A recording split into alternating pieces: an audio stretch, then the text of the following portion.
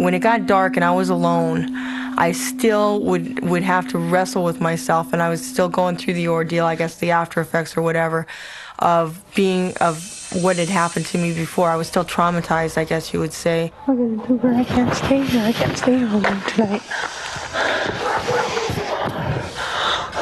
Maybe I can come over? Huh? Maybe I can come over?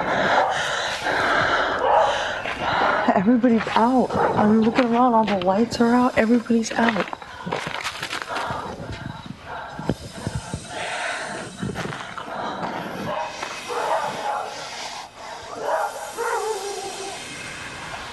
You alright? I'm so scared and I don't even know why. Do you feel something? Yes.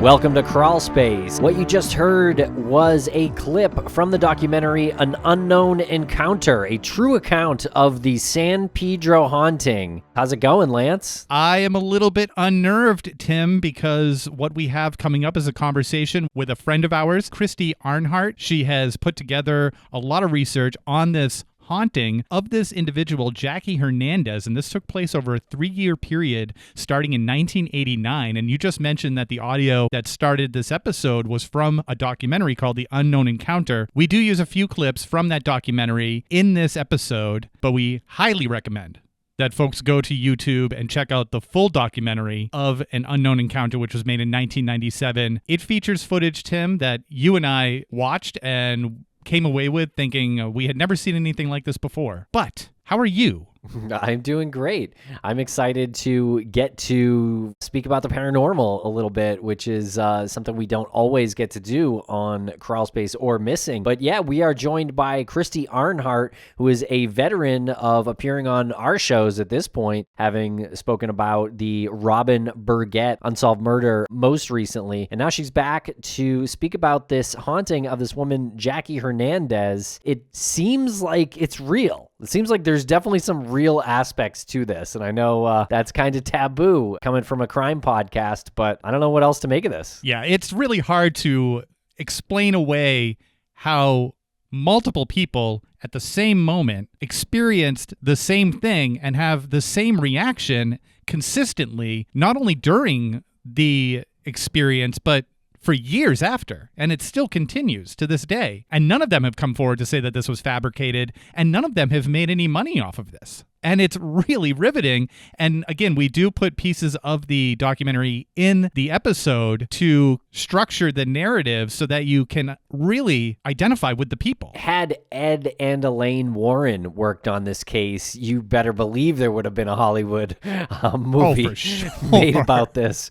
But yeah, to our knowledge, there isn't. And so it is kind of an unknown haunting case, unless probably you're really into this stuff and seek this out often. You may not have heard of this case like us. And I just want to quote one of the paranormal investigators, Barry Taft. He said the Hernandez case is nearly in a class by itself. And the reason he says that is because there's physical evidence here. Attacks that happened to these individuals. This is part one. Well, let's get to it then. Let's play the conversation, or part one of the conversation with Christy. Make sure to check us out on social media at Crawlspace Podcast or Crawlspace Pod. But if you would like to hear Crawlspace ad-free, Lance, how can you do that? Well, Tim, I'm glad you asked. If you want to get all of the episodes of Crawlspace ad-free, plus our extraordinary bonus show, you can subscribe right through your Apple app. It's super easy. It's $4.99 a month. However, if you are not an Apple user, you can go to crawlspace.supportingcast.fm, get all the same content there. How'd I do? Good. Okay, we're going to break for a commercial here, and we'll be right back with Christy Arnhart. And a thank you to our sponsors. Back to the program. Christy Arnhart, welcome back to the podcast. How are you today? I'm good. How are y'all doing? We're doing fantastic, but I feel like I need to present this to the listeners that if you're going to listen to this episode, you should do it in a dimly lit location. I feel like we should be in dimly lit locations right now. Really set the tone for what we're about to bring to the table. I do too. I need to have candles lit. I need to close the blinds. Some sage. Yeah, no Ouija board, nothing that resembles some kind of seance or anything like that, though. We got to be careful. Crystals. Load up with crystals all around you. There you go. Good energies. Yeah. So this is a haunting case that you've brought us, Christy. And so thank you so much for bringing this to us. This is a fascinating case, the Jackie Hernandez haunting, something I had never heard of. Where did you hear about this case? Well, I have always loved anything paranormal. And growing up in the country, in the Bible Belt, I didn't get much of that. But in the 90s, when sightings finally came on, then you got to see everything you wanted to see. Now, one of the cases that they showed with all of the footage of the haunting was the Jackie Hernandez case. And I have never forgotten about it. Yeah, it's not one that you'd forget about anytime soon after you hear about it.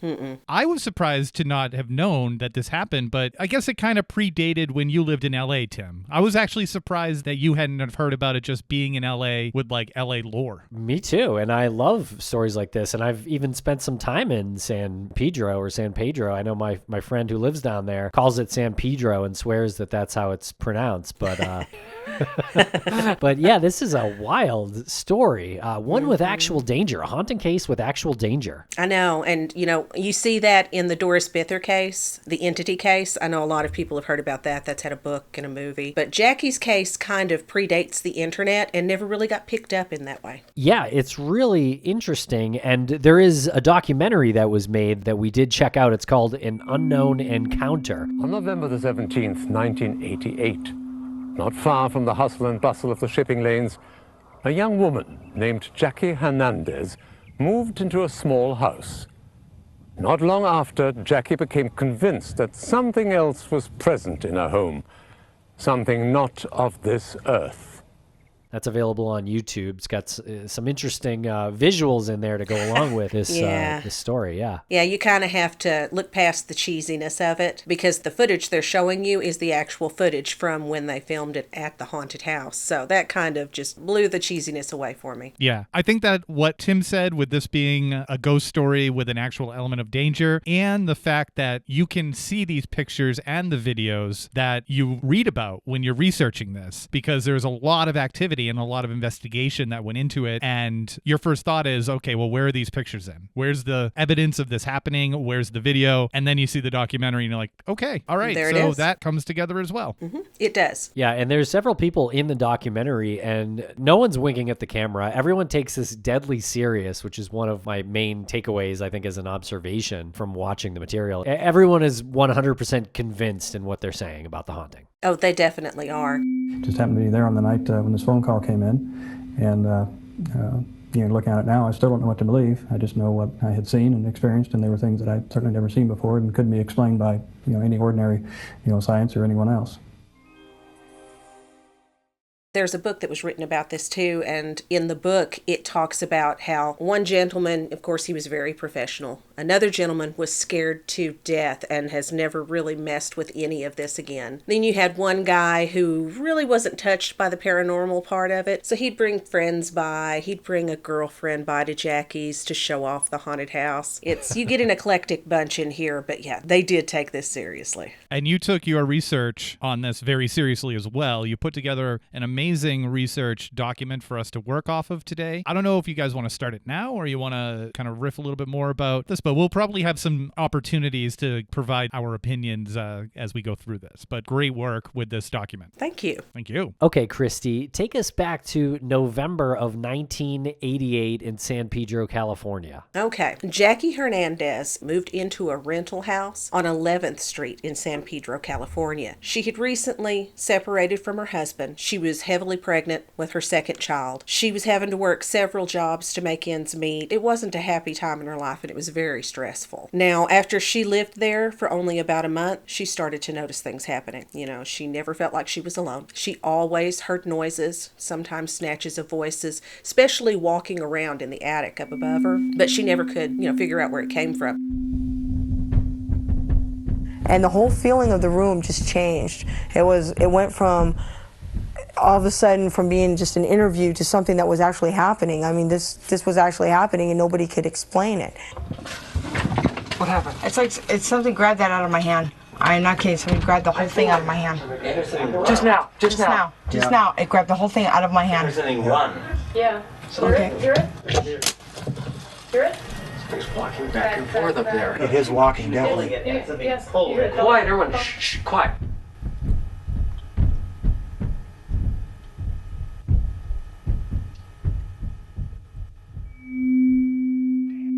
She would see balls of light flash through the living room, and it happened enough that her cat would chase balls of light, would chase little shadows that she would see, and she never could find a source for them. So she starts to get more and more upset as more time goes by. Was it immediately upsetting to her? Not in the beginning, because it started out small. You hear little things here, you might see a little something there, and she honestly thought that it might be hallucinations caused by her pregnancy. I don't know what kind of pregnancy she had. I didn't know that you could hallucinate any at all, but she tried to chalk it up to that until it was just big enough that she couldn't make excuses. Now, I just want to ask, in your experience, Christy, have you heard or do you believe that some hauntings can take place during times of transition? I feel like that's a familiar kind of trope with ghost stories. It is, and really with this case, I feel that it's more of a poltergeist type haunting than it is, say, a residual or a replay type haunting. This one, like I said, she was in a bad time in her life. She was pregnant. She might have been sensitive to begin with and had just never paid attention to it before, but all of that energy wrapped up, it might have just been the perfect storm there. And just a real quick question before we continue. You mentioned you thought it was more of a poltergeist as opposed to like a replay type haunting. Can you just give a little definition of why those things are different? Yeah. When you've got a residual haunting, a lot of times those are imprints that are left on the environment, whether it's a house or someplace outdoors, say where a battle took place. You see replays of these events. People walking through the house, you may hear noises, you may see battalions walking through a field, but those really don't touch you. It's just something that you experience. A poltergeist haunting is totally different. I think the poltergeist translates to noisy ghost. Basically, anytime you're getting stuff thrown around, banging on the walls, children are seeing things, anything like that, it tends to start leaning more toward poltergeist hauntings. Really, the more energy you have to offer, whether it's stressful or you're grieving or whatnot, poltergeists seem to be able to latch onto that energy and use it. I'm ashamed to say that I just realized that Geist is German for ghost. Yeah. Just looked it up. Had no idea. I'm very ashamed at myself for not knowing this. I'm telling you, I've been reading this since I was a kid. You couldn't even get books on any of this, so I would order whole series of Time Life books. I've still got them. Nice. Yeah, I remember those old Time Life books for sure. I had some as well. And we'll be right back after a quick word from our sponsors. And a thank you to our sponsors. Back to the program. But this period of haunting where it's not all that scary didn't last that long for Jackie. No, it didn't. I really don't know if it happened before or after her daughter was born, but it was right around that time that everything really kicked up for her. Late summer, she had started to freak out, and one of her neighbors had actually come over, witnessed some of the things that were happening, and suggested to her, maybe you should call these paranormal investigators. I don't know what it is, but I saw it and I smelled it. I experienced it. I felt it. It touched me. It talked to me. It communicated to me. It did things here at my house to let me know that it was there. I don't know if anyone remembers, but in the late 90s, they gave unprecedented access to this paranormal team to go on to the Queen Mary and, film ghosts and all of that. This was the same team that investigated the Queen Mary.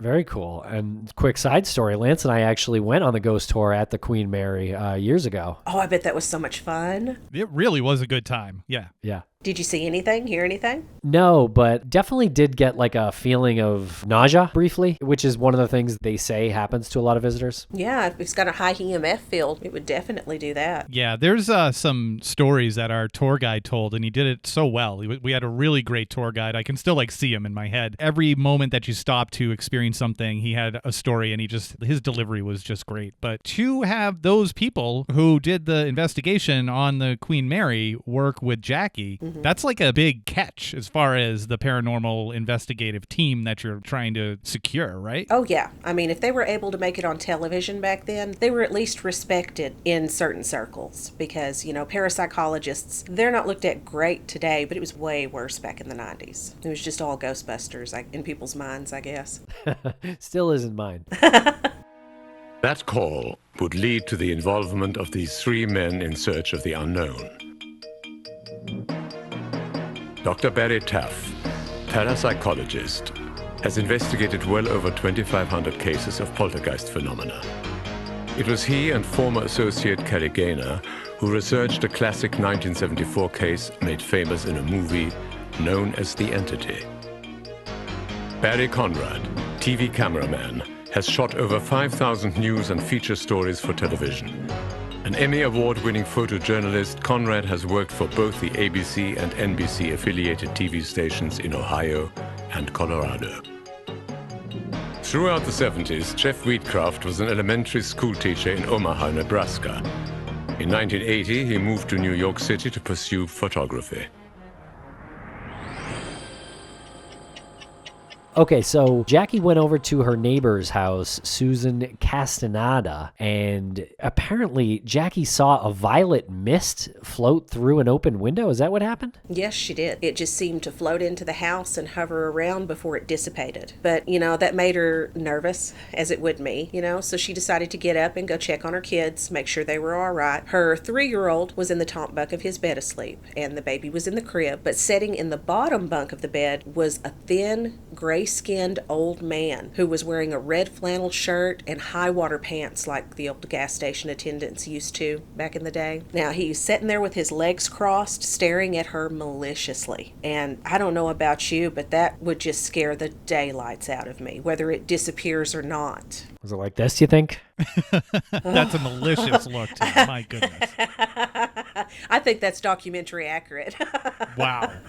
It's my malicious ghost face. For those just listening and not watching the YouTube one, thank goodness you didn't just see that. It was bad. It'll haunt you for years. I hate the description of this ghost, by the way. I hate the description of him wearing the high pants and like an old gas station attendant. And on a comical level, it made me think of the guy from the original Friday the 13th who warns all the kids who's on his bike. Like, that's what I initially pictured. So it gave me a little bit of a comic reprieve there, but I don't like this description. Well, I can understand. Yeah, it's unsettling to me. But maybe it's the fact that it was in the children's room, just sitting there. I think that bothered me more than anything. Yeah, I'm sure her first instinct was to protect her children. And then how long was it before he dissipated? Well, it doesn't say, actually, on this first encounter. I know there was a second encounter where she got up in the middle of the night to go to the bathroom. And from her bed, she could see into the kitchen and into some of the rooms in the house. And there sat that old man staring at her. Maliciously. It's always malicious. Now, this is one that I have a problem with because I feel like I would have went over to that ghost at the table. Like, it depends how malicious they were staring at me, probably. But I am of the mind that ghosts aren't about to hurt you and kind of can't enter the physical world. And I feel like I would have like thrown something at him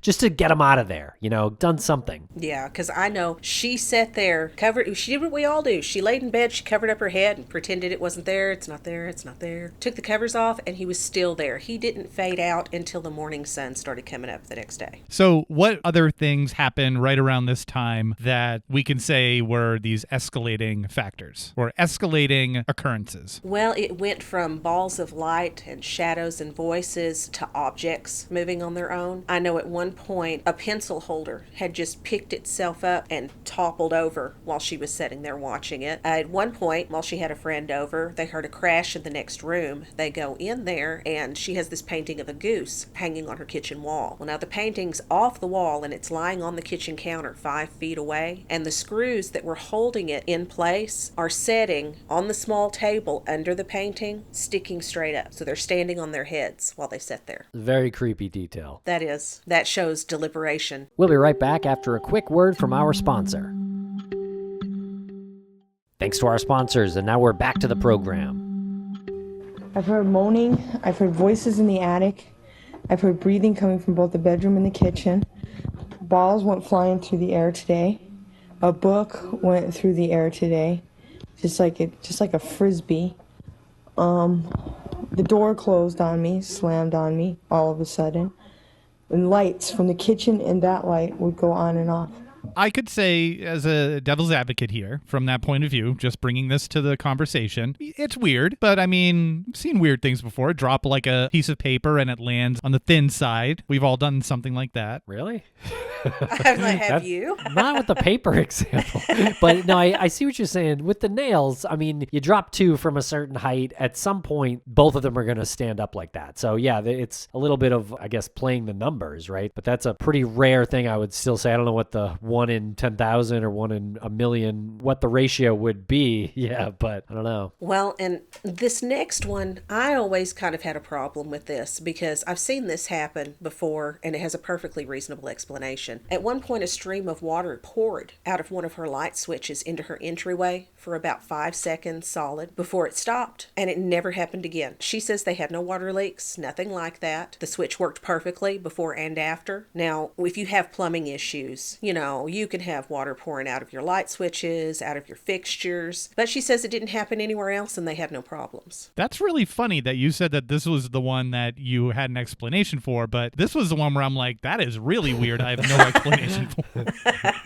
Oh, yeah. I mean, I've saw stuff like that happen before. Water coming out of a light switch? Yeah, especially if you're in an apartment building or you have an upstairs bathroom, anything like that. That water can rush right down into where the electrical's laying. That sounds very unsafe. Yeah. Yeah, it's horribly unsafe, and I wouldn't want that to happen to my house. Right, but you've heard of that before. I have heard, and you can find video of it. I found a video of Jason Sudeikis talking about how he had a birthday party for his son, and the day that happened, he had a water main burst, and it did just that. It started pouring water from the light fixtures, and there was video of it. Wow. But tell us about the attic in the house. That seems to be the source of a lot of the creepiness. Yes, the attic was always a huge problem for her, and it wasn't a space that she ever went up into. It's big enough for you to get up and walk around in on the beams, but when they checked it out, other than some change that was found on the floor, I think there was a horseshoe, maybe some seashells, a fruit box sitting in a corner. That was all that was up there. But she constantly heard voices, heard running back and forth. Now, one day, while one of her neighbors was upstairs cleaning, she started thinking, they did find some change up there. Maybe I should go see what's up there. So it's during the day. She goes up. You just can't get light up into this attic. I know that it's got to have a place at the front of the house, a vent or something, but it's like that didn't let any light in whatsoever. So she's up there, she's looking around. Out of the darkness, this disembodied head floats toward her face so fast, it scared her and she fell out of the crawl space hole and onto her washer. Well, that sounds painful. And the floating head towards Jackie sounds terrifying. Also sounds like something that would happen in a movie, though, Yeah, it does. And there's nobody to back that up but her, I felt something behind me, so I kind of I turned real quick, and as I turned, there was a head, and it was just a head, and it was coming for me. Can you describe to us as best you can how you would be able to access the attic? It's basically just a piece of wood over the opening. You have to climb up on top of her washing machine to access it. You just move, the piece of plyboard or whatever it is out of place and just use your arms to pull yourself up in. There's no ladder, nothing like that. So she went up there to look for some change, moved the piece of wood aside, hoisted herself up in there, and that's where she fell through onto the washing machine. Yes. She's super lucky she didn't shatter her leg or something like that. Yeah, she is. Because it's not even like it's a long distance to fall, but it's still dangerous. And that's when I ask, let's see the attic. Let's go up there, or at least open the attic door and see what we can find. Fascinated by Jackie's account of the disembodied head, the group decided to inspect the house. Just above this laundry room is the entrance to the attic. Jeff Wheatcraft decided to go up and shoot a couple of photos. I went up into the attic and checked it out. It's a very small attic. It's very simple. There's nothing up there, basically. But you know, as I walked around, I felt like there was something looking at me. You know, you get this feeling where something's looking at you or something's behind you, and you just feel just very uneasy, and you're always kind of looking back to see if there is anything. That's the feeling I got the first night that I looked up in the attic. Were there voices coming from the attic as well? Well, she had heard voices that day. She had heard some banging and things like that, but it's not like she was hearing them and rushed up there to see what it was. No. Now tell us about Jackie's dreams. She had an unusual dream one night. There was a young man, he was being clubbed in the head with a lead pipe, and he ended up being drowned by his assailant. She says it's in the San Pedro Harbor, and that it looked like it was the 1930s in her dream. Now, she's experiencing this from the dead man's point of view the whole time. She experienced getting hit, getting dragged under the water and held until she drowned. It was kind of traumatic for her. And she had a feeling that those two, the assailant and the one who was drowned, she had a feeling that those two had a lot to do with what was going on in the house. She just didn't have any proof of it. And how close was the harbor to where she lived? That is a good question. I don't know exactly how far it is from the harbor. It's pretty close, I'll say. Having been there, yeah, it's definitely very close. I'm sure you could probably see it if you were high enough up from wherever she lived. Mm-hmm. Now, the next part here, this is my favorite part, and it's the one that I feel they screwed up the most. One day, while Jackie and a friend of hers were washing dishes, they noticed that an orange liquid was dripping down the glasses in the cabinet. It was dripping down the side doors of the cabinet. They couldn't figure out what it was, so they took a Q-tip, got a sample, and put it into a plastic Ziploc bag until the paranormal team could get there and analyze it. Now, when it was analyzed, they found that they had human blood plasma from a male, and it had a high iodine and copper content to it. Now, how in the world, blood I get, you could actually have access to that, but plasma? Okay, so let's take those two elements, copper and iodine. Iodine is something that is typically used in the healing process, right? Doctors use it. I do know that. I think, does it not sterilize? Sterilize, yeah, okay, yeah. So used for sterilization. And copper. Why would there be a high copper element to this plasma? Well, see, I don't know if I came up with this or if I read it somewhere. Would you have that with a fish diet if you ate a lot of fish? Because if you're a seaman, you're out there on the boat, you're going to eat more fish than most people, right? I would imagine that your cuisine is a little limited, and if you're catching fish, you're probably eating fish. Yeah, I've heard that with mercury poisoning or an elevated mercury level. Yeah. But yeah, I haven't about iodine or copper. 16 a.m. Everyone just left except us in the house. Things are starting to drip out of the cabinets. Nobody believes us, but it's happening, right, Jeff? There it is. There it is, right there. It's dripping. The first night we were at the Hernandez house, Jackie told us about some viscous liquid dripping and oozing from various parts of the house. But we took some of the, I guess, liquid ooze, for lack of a better term, back to a lab to have it analyzed. Upon analysis, it was determined this was human blood plasma with a high copper and iodine content, and it was from male blood. It's dripping. It's pulling up over this. Right down here in the corner, Jeff, Bob. They tried to figure out a logical solution for why it was happening, or possibly coming from a pipe, or what it could possibly be coming from other than just the walls, but there was no logical explanation. I don't have an explanation for it either. But here's the downside to that sample. They found a technician who was willing to test it because there was really no reason to test it. It wasn't coming from the police. It wasn't coming from a company. There was no urgency to it. The technician who offered to do this, I think, was a friend of somebody on the team. He didn't want to be named at all. He would have lost his job for doing this. So there's really no documentation on it. He says that this falls under pseudoscience, and any mention of it is going to ruin anybody. Well, it did show, he's the one who told them. It's male blood plasma. That's the bad side to it, that we don't have documentation anywhere that shows this. We just have Dr. Barry Conrad's word is all we have. We have no explanation for how this type of fluid, bodily fluid, could be present anywhere outside of a human body, except perhaps in a laboratory. How it got in the walls, we know for a fact that there were no bodies stuffed in the wall. This sounds like a bad movie. It sounds like a bad novel, but this was anything but. And it occurred repeatedly. It wasn't just one occasion. I just did a really quick Google search about high copper levels in blood plasma, and studies have shown that people with various types of cancers like leukemia, breast cancer, Hodgkin's lymphoma, all had high levels of copper in their blood plasma. Ah, I didn't know that. Interesting. That is interesting. Well, what's the difference between blood plasma and blood? Well, with a lot of poltergeist hauntings that you see, you get blood on the walls, blood in the house, and most of the time, nobody can figure it out. Have you ever heard about the Georgia Blood House? I don't think so. Sounds like a future episode. I know, I'm mad at myself for not knowing that as well. Well, you've got this old couple, and I think it was in the 80s again, living in Georgia. The husband was on kidney dialysis. He is in the shower one night. He opens the shower door, and there's blood all over the floor. He hollers for his wife, who had been in another part of the house while he showered. She might have even been in bed. I don't remember, really. She gets up, and she starts finding blood all over the house. Like, it's dripped, it's been smeared. They find it under the TV tray. You can't even do that unless you lift the TV itself up, and back then they were huge. They even found this blood in the crawl space under the house on the walls. And it was human blood, but they never found anyone who was missing any. There was never that type of blood used in his dialysis. And there are other poltergeist hauntings cases, some demonic possessions that I've read about, where you're going to end up with blood somewhere. Interesting. All right, Christy, you're going to make me a firm believer in the paranormal. I'm sure of it. There has been noises in this room that come from right in the center, right here. Go ahead and talk. That's where the noises come from. Sometimes there's a noise like a deep hum, and it's coming from right here in midair. It's coming from right in the center. So you've heard noises in this room? Oh yeah, deep humming. It comes from right here, right in the center of the room.